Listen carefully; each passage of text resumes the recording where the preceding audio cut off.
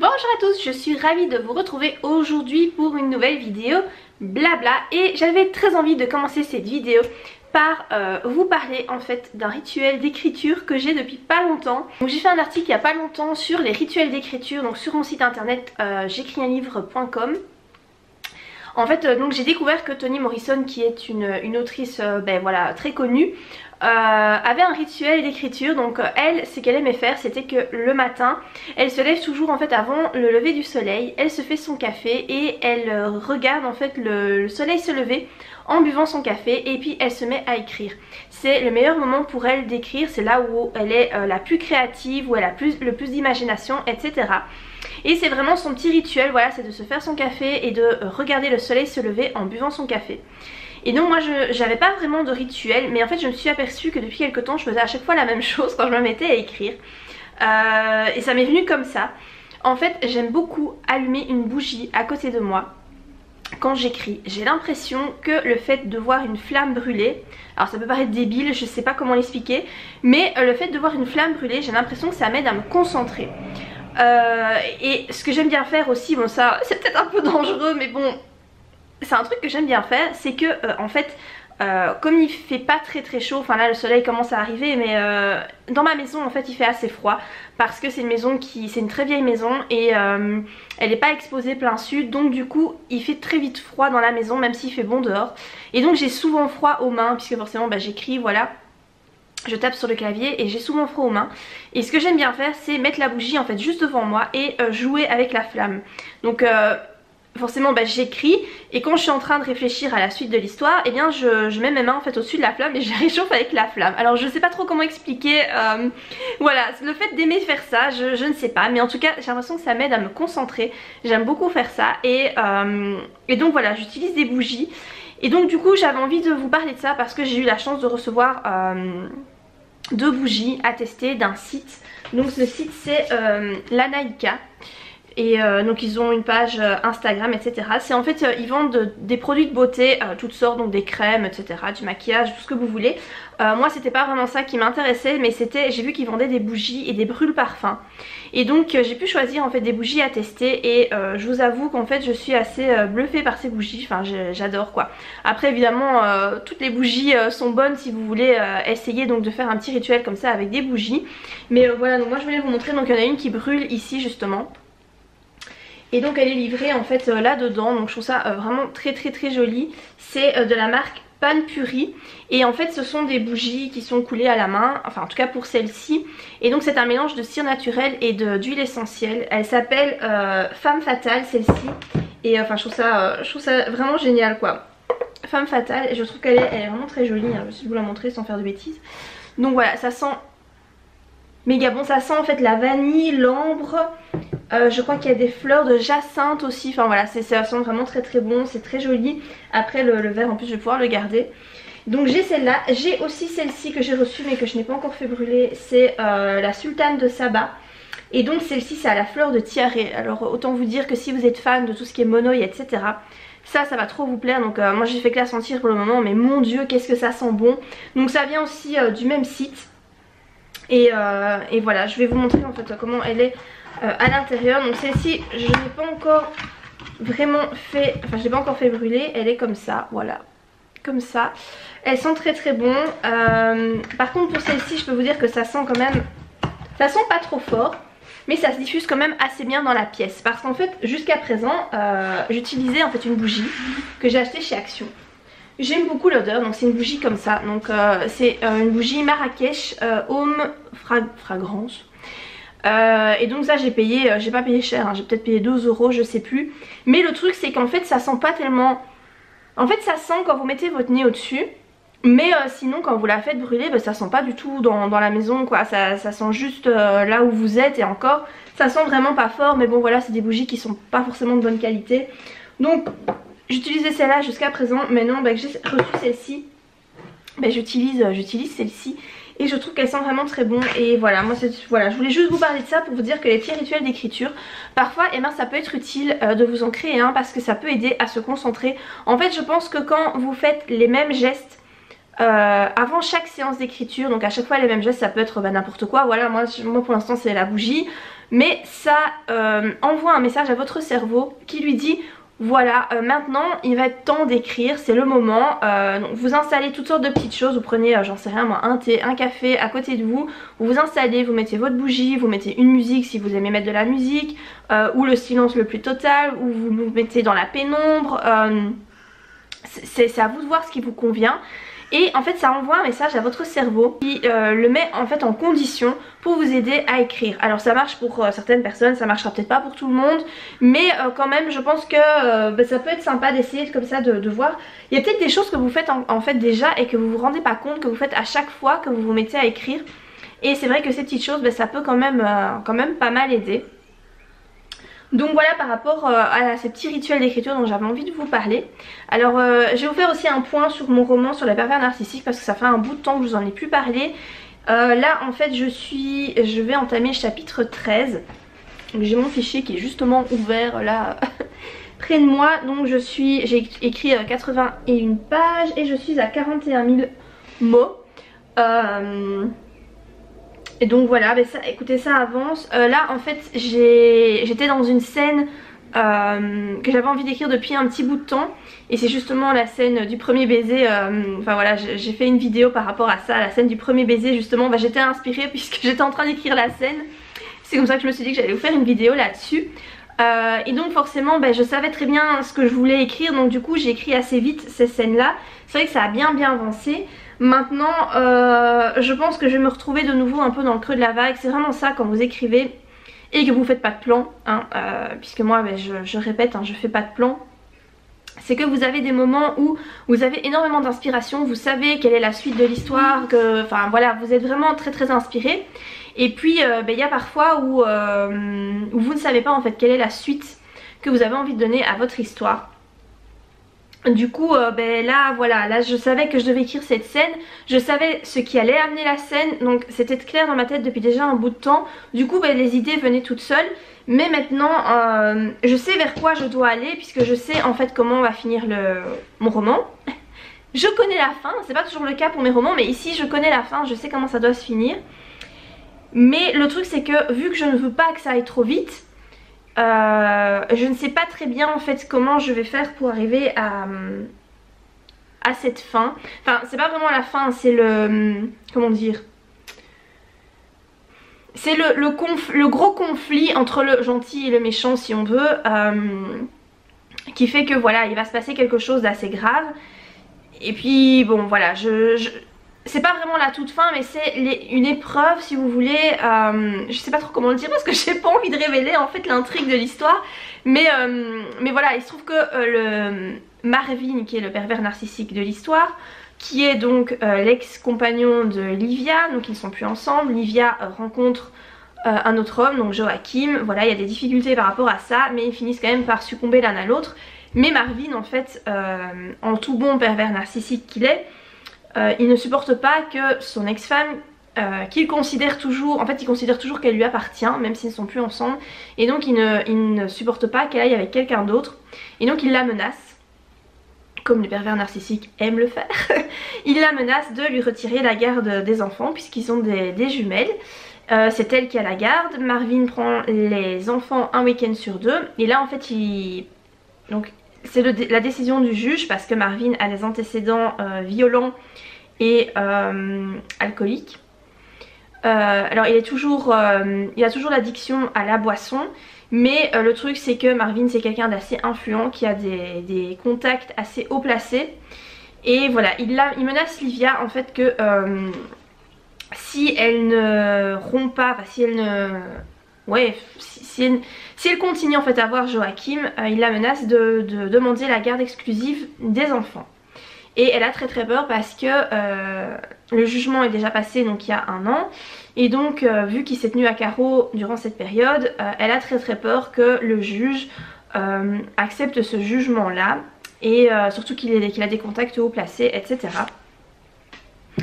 Donc elle a très peur par rapport à ça. Donc la difficulté elle va venir de là. Et puis Marvin va se montrer de plus en plus violent. Et enfin voilà, il y a quelque chose qui va finir par arriver par rapport à ça. Mais donc voilà, là je suis en fait dans l'histoire au moment où Livia finit par enfin Livia et Joachim finissent par succomber, on va dire, l'un à l'autre, hein. Voilà, ils ont essayé de lutter contre leurs sentiments parce qu'il y a des difficultés de part et d'autre. Pour Joachim aussi, il y a des difficultés parce qu'il lui est arrivé quelque chose aussi, enfin voilà. Je vais pas tout vous révéler non plus, sinon il y aura plus d'intérêt à lire le livre. Mais donc là en fait ils en sont à... Ils se mettent ensemble, on va dire. Et donc je dois arriver à l'instant où Marvin pète un câble et fait quelque chose de très grave. Mais évidemment ça ne peut pas arriver comme ça du jour au lendemain. Il faut qu'il y ait une progression de choses pour arriver à cet élément final. Mais je ne sais pas quelle va être cette progression de choses. Voilà, je ne sais pas. Et la difficulté c'est de ne pas sombrer dans les longueurs. J'ai peur de faire un roman avec des scènes qui n'apportent rien et qui sont tirées en longueur. C'est vraiment la difficulté. Quand vous savez où vous devez arriver mais que vous avez peur d'y arriver trop vite et que vous ne savez pas trop quoi faire pour combler en fait ce passage, et bien voilà, la difficulté c'est de ne pas tomber dans les longueurs et dans les scènes qui n'ont pas d'utilité. Mais en même temps ça ne peut pas aller trop vite, donc là je ne sais pas trop, voilà. Je suis au début du chapitre 13, hein. Là sur ma page j'ai écrit chapitre 13 et je n'ai encore rien noté en dessous de ce fameux chapitre 13. Donc ça c'est ma difficulté pour l'instant. Alors par rapport à la longueur du livre, je ne sais pas trop où j'en suis. Je pense que j'en suis à la moitié. Puisque les scènes qui vont finir... Oui, je suis peut-être même à un peu plus que la moitié. Je ne sais pas vraiment. Je ne pense pas que le livre fera 200 pages. Moi je m'étais mis au départ comme grandeur de livre. Je m'étais dit que j'allais faire 150 pages. Donc moi je parle en pages A4 Word. Je m'étais dit 150 pages parce que j'avais envie de faire un roman plus court que ceux que je fais habituellement. Je pense que je vais pouvoir arriver à ça, à tenir cet objectif. Je ne pense pas que ça fera plus que 150 pages. Après, comme je ne sais pas trop quelle scène je vais inclure, tout ça est vachement flou en fait. mais voilà, je vous avoue que je suis plutôt contente de l'histoire que j'ai sortie pour le moment. Après, j'espère que j'arrive quand même bien à dépeindre un pervers narcissique. Alors je me renseigne quand même beaucoup, hein. Je regarde des vidéos etc là-dessus sur les pervers narcissiques, et c'est vrai qu'en fait les pervers narcissiques c'est on regroupe en fait toute une série de personnes sous cette appellation, mais en réalité c'est un peu difficile de savoir exactement, de pouvoir déterminer oui c'est un pervers narcissique ou c'est juste quelqu'un qui manipule ou c'est juste quelqu'un qui est narcissique. Donc j'essaie de voir un petit peu quels sont les vices qu'on retrouve habituellement chez ces gens-là. Et voilà, j'espère que ça dépeint quand même bien. Après, comme j'ai déjà dit dans une précédente vidéo blabla, je ne vais pas écrire noir sur blanc dans mon roman que c'est un pervers narcissique. Je préfère laisser au lecteur l'opportunité de le deviner. Bon voilà, vous comme vous me regardez, vous allez suivre en fait l'évolution de ce roman. Donc si quand il sortira vous l'achetez, ben, vous savez que ça parle d'un pervers narcissique. Mais pour les autres personnes qui ne me suivent pas sur ma chaîne, voilà, qui ne savent pas que je fais des vidéos, j'ai envie de leur laisser en fait l'opportunité de déduire d'eux-mêmes quelle est la pathologie, la névrose de ce personnage. Voilà. Donc je ne sais pas trop si j'espère que je vais bien y arriver, mais j'hésite en fait à faire lire mon livre à quelqu'un après l'avoir écrit, parce qu'en fait moi je n'ai pas de bêta lecteur. J'en avais au début quand j'ai fait mes premiers romans, j'avais des bêta lecteurs. Donc Utricia, le tome 1 je l'ai fait lire à plusieurs personnes. Le tome 2 je l'ai fait lire à une seule personne. Attise-moi si tu peux, je l'ai fait lire. Je l'ai fait lire à combien de personnes? Mais je l'ai mis sur Wattpad, donc déjà à la base en entier. Donc j'ai eu l'avis de plein de gens. Et puis Désire-moi si tu peux, j'avais mis la moitié sur Wattpad. Mais pour ce qui est de l'autre moitié, je ne l'avais pas fait lire à personne. Et donc le roman qui va être publié chez BMR, puisque maintenant vous le savez, cet été, donc She-Wolf, mais qui sera bientôt plus She-Wolf. Ce roman là, personne ne l'a lu. Donc j'ai juste mis les premiers chapitres sur Wattpad. Mais personne n'a lu ce roman, donc je n'ai eu l'avis de personne en fait pour cette histoire, ni la première version ni la seconde version qui est la version donc définitive, je n'ai pas fait lire. Et ici sur les pervers narcissiques, je ne sais pas en fait. L'idéal serait de le faire lire à quelqu'un qui était victime d'un pervers narcissique pour que cette personne puisse me dire si effectivement ça se tient. Mais donc je connais quelqu'un hein, qui a été victime de ce genre de personnes, mais je ne pense pas qu'elle aura le temps voilà, de le lire, parce que mine de rien un travail de bêta lecteur ça prend du temps. Parce qu'il faut lire, il faut analyser un petit peu, enfin voilà, ça prend du temps.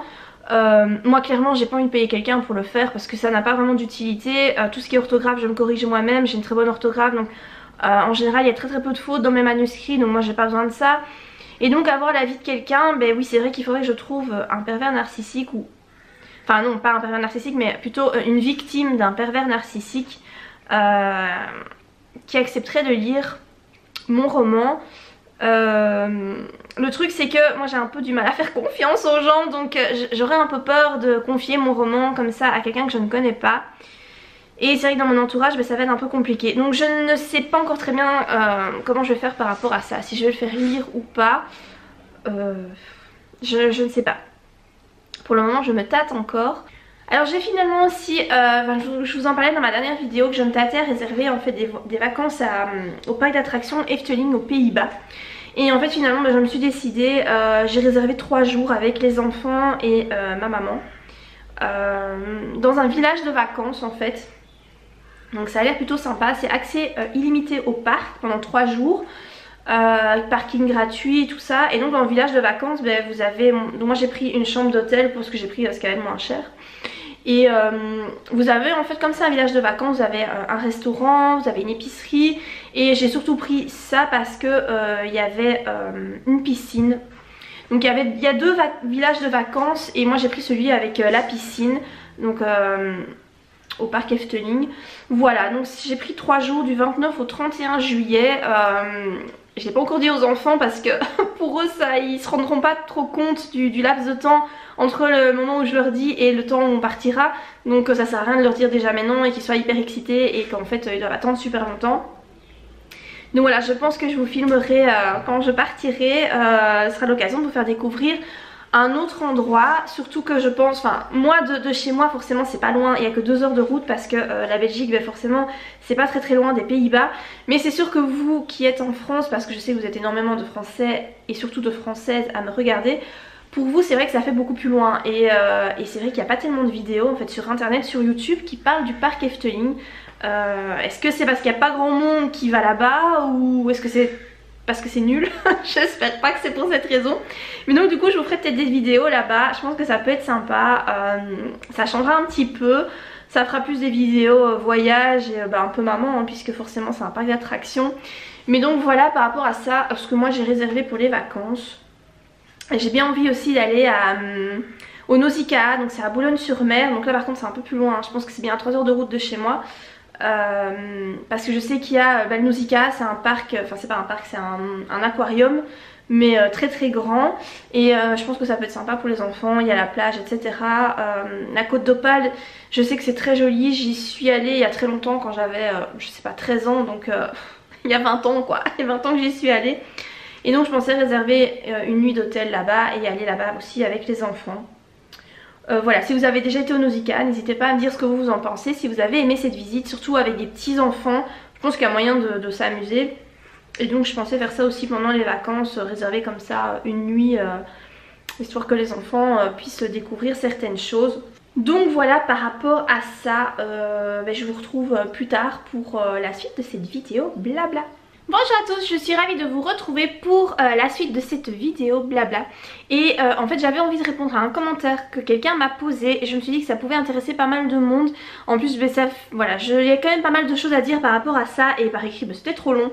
Du coup je vais répondre à ça. Donc le commentaire c'est... grosse question que je me pose, avec tout ce qui se passe en ce moment avec les droits d'auteur et le hashtag #PayTonAuteur. Penses-tu que pour un premier roman publié, l'auteur est en droit de négocier ses droits d'auteur ou doit-il penser que c'est la chance de sa vie et il doit se taire sur son pourcentage et accepter la plus basse somme? La maison d'édition ne risque pas de le prendre pour un casse-pied et lui donner ainsi une mauvaise image aux autres éditeurs. Alors, vous n'êtes pas sans savoir que, enfin peut-être que vous ne le savez pas en fait, mais sinon je vous en informe. Donc il y a un hashtag, c'est vrai, qui a été créé, #PayTonAuteur. Donc je pense que l'initiatrice c'est Samantha Bailey. Enfin en tout cas il y a plein d'auteurs qui se rebellent un petit peu en fait contre les droits d'auteur qui sont vraiment très dérisoires, hein, puisque les auteurs gagnent vraiment très peu d'argent sur la vente de leurs livres. Donc j'avais déjà fait une vidéo très complète là-dessus. En gros voilà, sur un livre vendu 5 €, vous allez peut-être gagner même pas 50 cents quoi. Donc pour vivre du métier d'écrivain c'est très compliqué. Les droits d'auteur sont vraiment voilà, très bas, et donc il y a des auteurs qui se battent pour que ça change, ce qui est une très bonne chose. Pour en revenir donc aux commentaires, je vais vous répondre en fait le plus honnêtement possible, parce que voilà, je suis honnête sur ma chaîne et je préfère vous répondre le plus honnêtement possible. Je suis d'accord que les auteurs gagnent vraiment très peu d'argent et que ça devrait changer. Je suis tout à fait d'accord avec ça. Je suis tout à fait d'accord de dire que c'est vraiment dégueulasse, que nous en tant qu'auteurs c'est quand même, on est quand même les créateurs de notre livre, c'est quand même nous qui faisons la majorité du boulot quoi. Voilà, écrire un livre ça prend des mois, voire des années, et pour autant nous sommes ceux qui gagnons le moins. Quand vous découpez en fait le livre, le prix du livre, l'auteur est celui qui gagne le moins sur la vente d'un livre. C'est vraiment dégueulasse et ça je suis très d'accord avec ça. Personnellement donc moi j'ai publié 6 bouquins, le 7e va être publié cet été dans une autre maison d'édition. Donc voilà, je n'ai jamais publié de roman chez BMR, c'est la toute première fois que je publie chez eux. Personnellement je n'ai pas négocié mes droits d'auteur. Voilà, je ne l'ai pas fait, je vais pas vous dire combien je vais gagner parce que voilà, je pense que ça reste quand même quelque chose d'assez privé, mais j'ai pas négocié mes droits d'auteur. Alors je vais vous expliquer pourquoi je l'ai pas fait, et je vais pas vous dire vous devez le faire ou vous devez pas le faire, c'est vous qui devez juger de ça, est-ce que vous devez le faire ou pas. Personnellement moi je ne l'ai pas fait parce que c'est la première fois que je suis publiée chez eux. Quelque part ils parient sur moi sans savoir vraiment si les livres le livre qu'ils vont publier va être vendu. Après si un jour si ça se passe bien et que j'écris un second roman et que j'ai envie de le publier de nouveau chez eux, peut-être que là effectivement je demanderai un peu à négocier les droits d'auteur. Est-ce qu'il faut les négocier ou pas? C'est une question qui est très délicate. Je pense que tous ceux qui voilà, militent pour que les droits d'auteur soient plus élevés vont vous dire oui tu dois négocier tes droits d'auteur. Personnellement moi c'est quelque chose avec lequel je suis pas du tout à l'aise.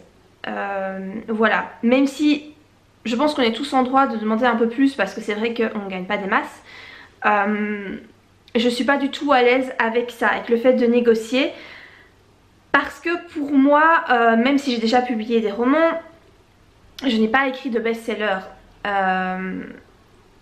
Je n'ai pas encore vraiment réellement fait mes preuves, enfin je les ai fait parce que c'est vrai que j'ai vendu quand même déjà pas mal de livres, c'est vrai.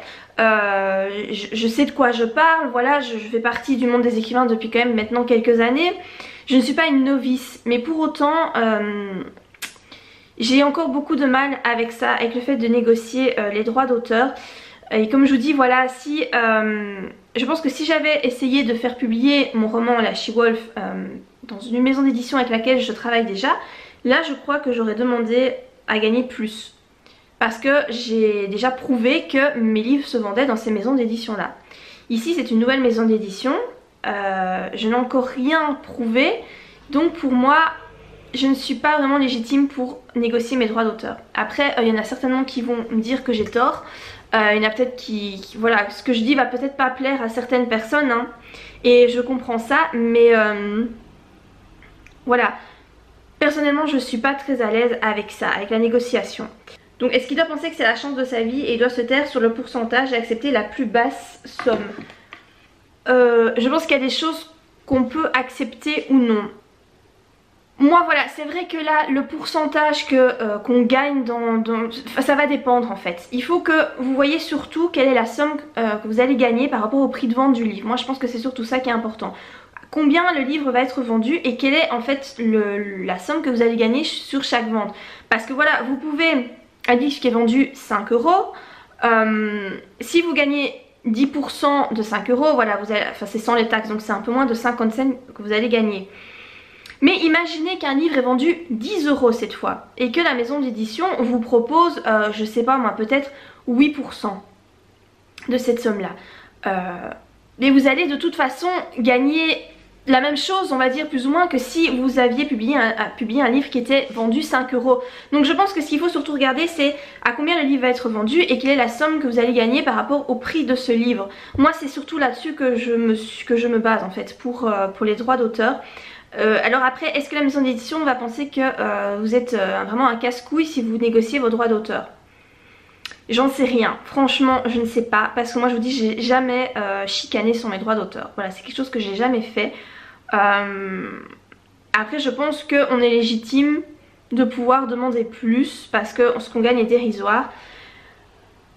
Est-ce que la maison d'édition risque de refuser? Ben c'est possible. Du coup est-ce que vous risquez de ne pas être publié dans cette maison d'édition là? Ben c'est possible aussi. C'est un pari en fait à prendre. Est-ce que voilà vous risquez de négocier vos droits d'auteur et que finalement la maison d'édition vous dise bah non écoute non tu demandes trop et nous c'est pas possible donc bah, va voir ailleurs quoi. Alors que c'est peut-être la seule réponse positive que vous avez eue. Le truc c'est que quand on démarre c'est compliqué de se faire publier, c'est vrai, il y a beaucoup de personnes qui désirent se faire publier et il y en a peu finalement qui y arrivent. Donc quand vous parvenez enfin à trouver une maison d'édition qui accepte de vous publier, quand vous n'avez encore jamais rien publié, que personne ne vous connaît, que vous êtes vraiment un auteur débutant, ça me paraît compliqué de commencer à exiger des pourcentages. Voilà, si on vous offre 10%, ça me paraît compliqué de demander, de dire bah non mais moi je veux 12%. Vous n'avez pas fait vos preuves, la maison d'édition ne sait pas si vos livres vont fonctionner. Ça me paraît compliqué, mais je vous dis, tout le monde ne sera pas d'accord avec moi. Il y en a qui vont vous dire mais non, non, non, tu dois négocier dès le départ.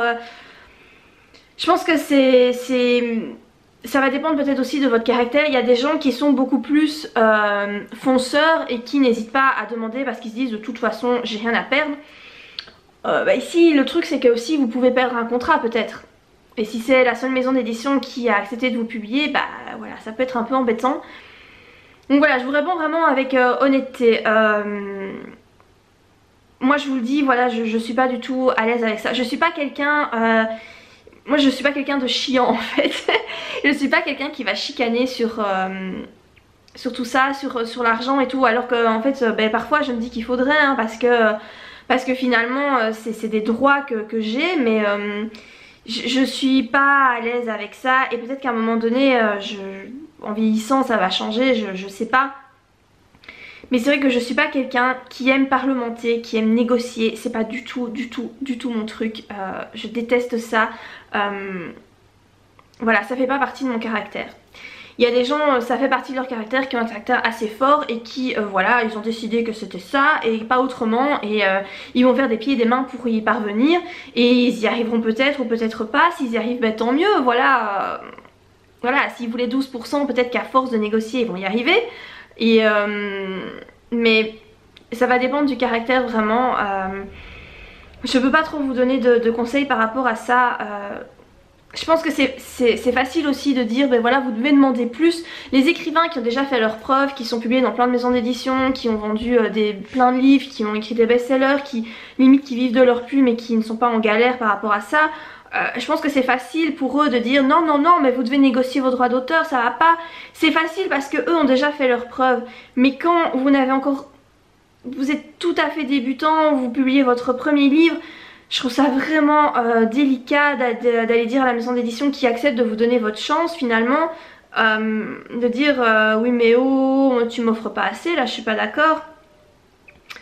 Je trouve ça délicat et en même temps je trouve ça légitime aussi. Donc c'est compliqué. C'est compliqué de donner un avis là-dessus. Si vous trouvez que ce qu'on vous propose n'est pas assez et vraiment ça vous met mal et vous avez l'impression de vous faire avoir, bah écoutez, demandez plus, alors essayez, tentez le coup, voilà, tentez le coup. Mais si vous prenez ça... Moi en fait pour l'instant, ben voilà, je ne vis pas du tout de mes livres, hein, j'ai un boulot à côté. Donc moi pour le moment, en fait, la vente de mes livres, je prends ça comme du beurre dans les épinards quoi, voilà, un petit surplus qui est bienvenu et qui me permet ben, voilà, de faire certaines choses, d'acheter certaines choses, d'offrir peut-être des vacances à mes enfants. Là ben, le projet c'est de pouvoir acheter une maison à un moment donné, j'aimerais vraiment bien, donc là l'argent je vais le mettre de côté pour pouvoir avoir un peu d'argent pour pouvoir acheter une maison à un moment donné. Je le prends pour ça. Pour le moment, ce n'est pas du tout mon objectif n'est pas du tout d'en vivre. J'aimerais bien à force, voilà, en vieillissant, il y a un moment donné j'aimerais bien arrêter de travailler et vivre que de ça. Mais à l'heure actuelle, c'est pas du tout le but. Du coup, je n'ai pas forcément moi envie de me battre pour mes droits.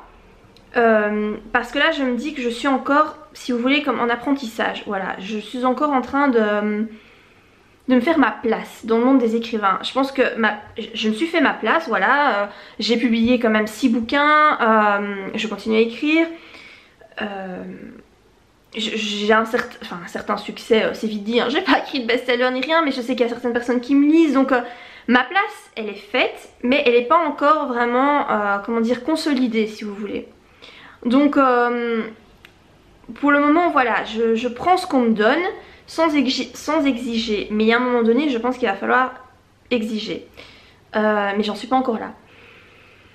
Donc voilà, par rapport à moi ce que j'ai envie de vous dire c'est que j'ai pas trop de conseils, c'est vraiment délicat de donner des conseils par rapport à ça, mais je vous dis moi personnellement quand j'ai débuté voilà, quand j'ai eu mon premier contrat avec Rainbow, ça m'est pas venu à l'esprit de discuter sur mes droits d'auteur, même et chez Lips & Co non plus, j'ai pas eu envie de discuter mes droits d'auteur. Voilà, je me suis dit bah c'est bien, voilà, je me fais ma place tout doucement, je vais pas chicaner sur les droits d'auteur.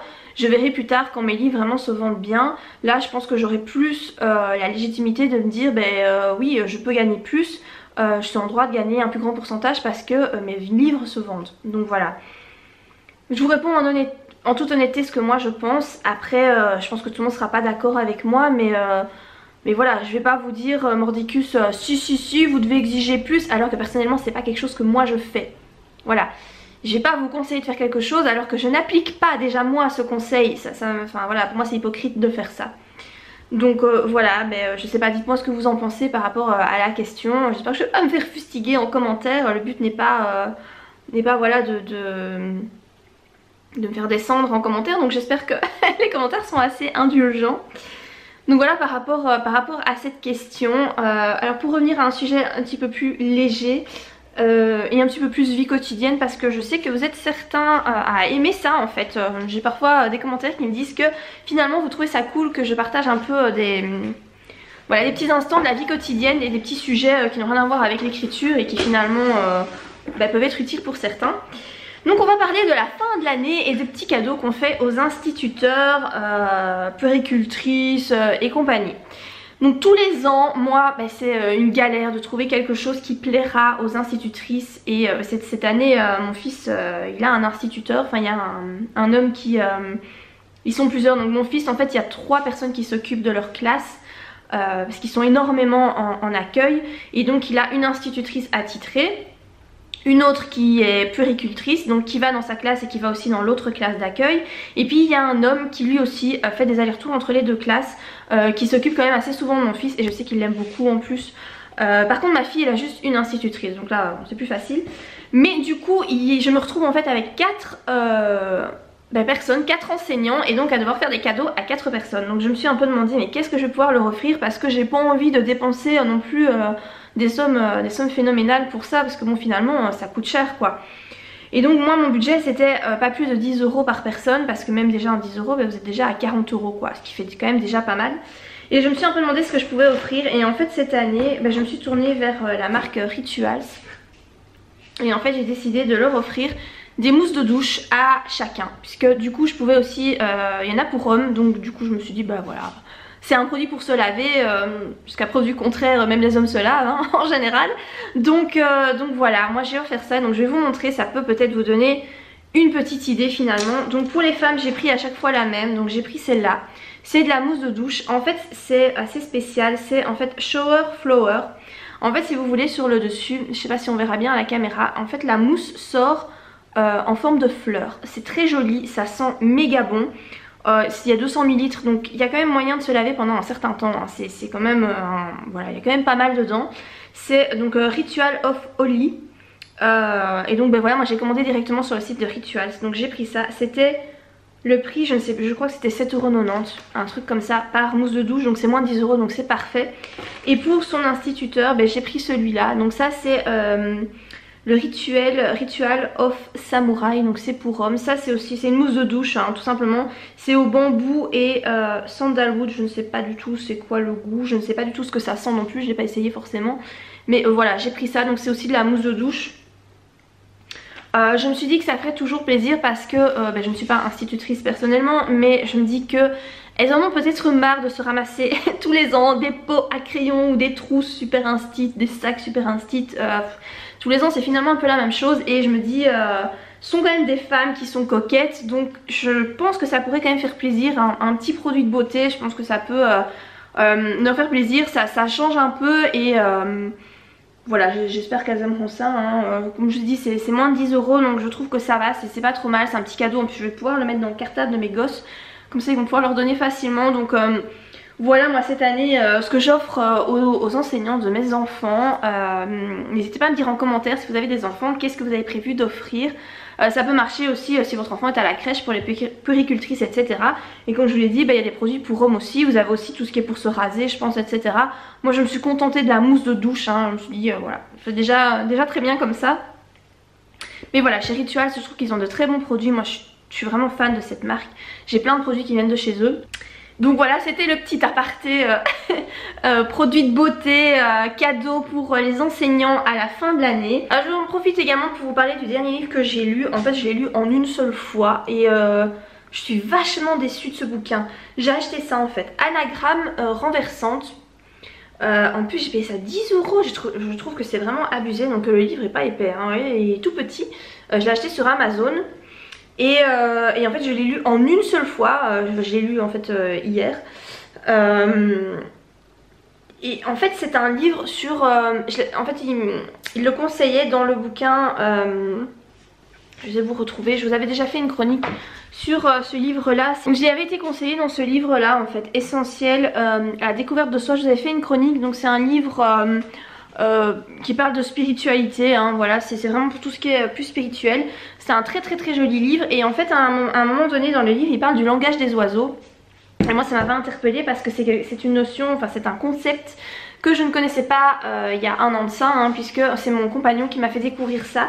Et je trouve ça très fascinant. Donc c'est en fait le fait de, quand vous avez certains mots ou même certaines phrases, quand vous mélangez les lettres, vous recréez un autre mot ou une autre phrase et ça montre en quelque sorte le sens caché de certains mots ou de certaines phrases. Et parfois c'est très surprenant en fait. Et moi j'aime beaucoup ça parce que je suis sûre qu'il y a tellement de choses dont on n'a pas conscience quand on parle. Le langage c'est quelque chose de très important. Moi je suis fascinée voilà, par la langue française de toute façon. Et voilà, j'aime beaucoup ça. Et du coup dans ce livre là elle conseillait ce livre-ci, Anagramme renversante. Et ben voilà, et donc, ou le sens caché du monde. Voilà, donc les promesses, ben, c'est que voilà, on va découvrir plein de choses cachées dans les mots qu'on utilise au quotidien, dans certaines phrases, etc. Et en fin de compte j'ai trouvé ce livre super décevant. Mais vraiment je suis très déçue parce que j'ai l'impression qu'en fait les auteurs, ils sont deux, ont simplement pris ben voilà, des mots ou des phrases ou même des noms hein, de personnes célèbres, genre Marie-Antoinette. Et donc Marie-Antoinette la reine de France hein. Et on s'est essayé de trouver en mélangeant des lettres, des phrases ou d'autres mots qui se rapportent à cette personne, mais en fait enfin je vois pas trop le rapport. J'ai l'impression que c'est pas vraiment un sens caché, c'est juste essayer de trouver des phrases, mais ça ne veut rien dire.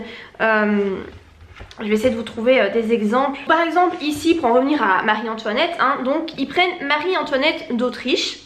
Et donc quand ils mélangent les lettres, l'anagramme ça donne Reine, ta tête a du choir matin.